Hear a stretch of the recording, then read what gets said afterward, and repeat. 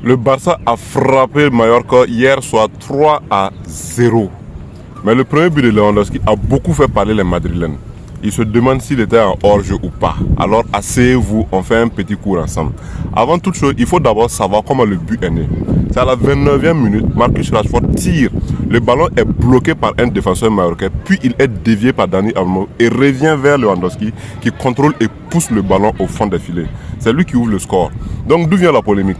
Certains fans ont cru qu'il était hors-jeu au départ, au moment où Rashford frappe. Mais dans ce type de situation, si le ballon touche un défenseur ou rebondit et que ensuite l'attaquant se trouve en position favorable, alors le hors-jeu n'est plus considéré selon l'interprétation de la règle.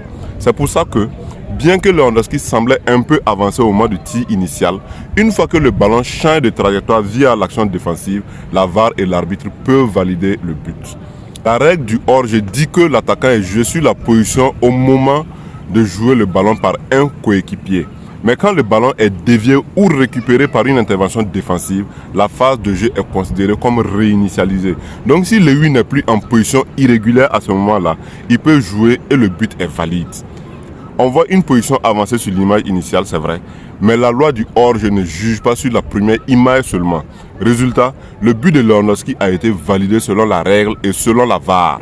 Même si beaucoup trouvent que visuellement ça se joue à 1 millimètre près, tu peux trouver ça frustrant, tu peux même trouver ça injuste. Mais sur le plan réglementaire, le geste est parfaitement légal. La règle est appliquée comme elle se doit de l'être.